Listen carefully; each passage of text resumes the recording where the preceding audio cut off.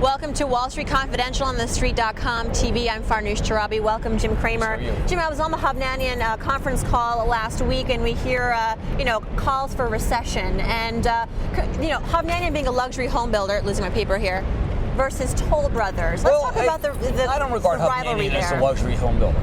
I don't regard him as that. I think that Hovnanian is a poorly run company that has been optimistic the whole way, which doesn't make a lot of sense. Bob Toll runs a fantastic company that has not been optimistic. One guy's been very right and very prescient. The other guy is talking his book. Hovnanian's balance sheet's very bad. Hovnanian needs to see a bottom in housing in order to be, frankly, to be able to stay solvent. And so I think that anything that they say must be discounted.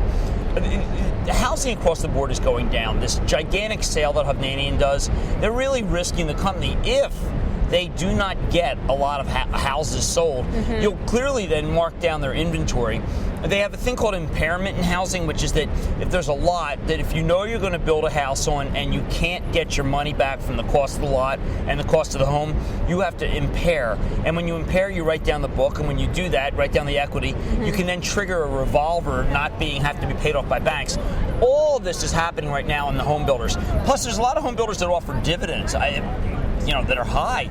I think the home building industry is not a big industry, but has a lot of headline risk.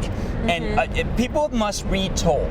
They must go to the Toll conference call that was the most recent one. And everything you need to know about how bad housing is contained in that call. In terms of Hovnanian's plan to recover, they were talking on their conference call about perhaps getting rid of the dividend for preferred stock, maybe using all the available cash they have in the next quarter to pay off the debt in the following year. I mean, so it seems like they're making some suggestive moves. They continue to build homes.